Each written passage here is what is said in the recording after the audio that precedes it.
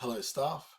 If you watched my previous video on tracing through a flowchart and recording information on a table or something like this here, you'll have heard that I was going to do a slightly more complex version, and that's this one here. If this is the first one you're watching, you might want to go back and watch the slightly easier version before this. The flowchart I've got here is a guess the number game where we're also giving feedback on whether it was higher or lower when they make a guess. And the idea of this trace is that we're going to be giving them the random number that the computer would normally be randomly guessing or creating, sorry, and then we're giving them a set of guesses which are going to be the inputs in the loop here, and that way we know what the expected outcome will be for each of these values that's been stored. So we obviously have the guess that's been made, that's going to be these numbers here. We're going to be keeping track in here of the number of turns they have, and that should match really the number of guesses they have. But we're also going to be keeping track of how many times their guess was higher or lower than the random number that was chosen. In this case, it's going to be 80. And the random number itself is going to be here. We're just going to have a spot for it. Okay, so the process is going to be the same. We're going to step through the game and we're going to keep track of the inputs and outputs and also the variable changes as they happen. So if we start from the beginning, of course, the first process moves down and we're setting our default values. So our variable of turns, high and low all get set to 0. So here we are, our turns becomes 0, our high is 0, and our low is also 0. We then pick a random number from 1 to 100. So for the sake of this particular simulation, our random number is going to be the number 80. So let's put that in there so that we know what our random number is. We then come down and we're asked to guess the number. This is our first input. So we come to our list of inputs that we've been told is going to be used, and we put our first guess in. It's going to be the number 50.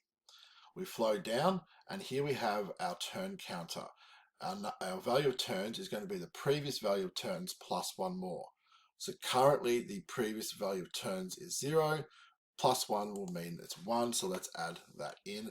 And because we already have a value of 0, I'm going to start the next line because it is a change in that value.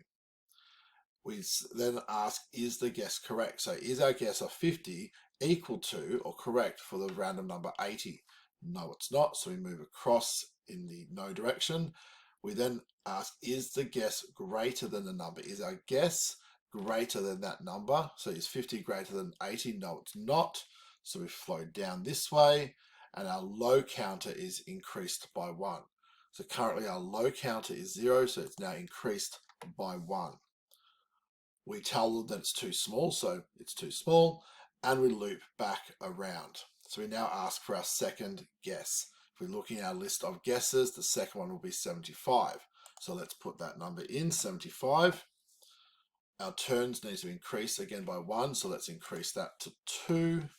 We flow through. Is it correct? Well, no, 75 is not equal to 80. So flow across. Is the guess greater than the number?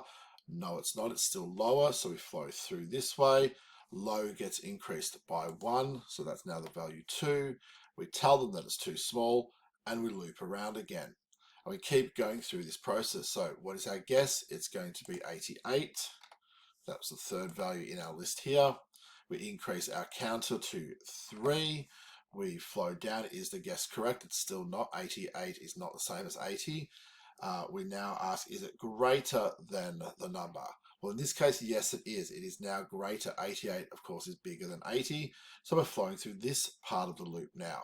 So our high counter now gets increased. So our high counter is still currently 0. So the first increase of that is going to bring it to a value 1. So then we tell them it's too big, and we loop around again. The next guess comes in. It's 82. So 82 goes in. We come down. We increase our turn counter to be 4. We ask, is it the same? No, it's not. Is it greater? Yes, it is. So we keep going this way. The high counter now increases again by 1. So it's now the value 2. And we tell them it's too big, and we loop again. Next guess comes in. It's 81.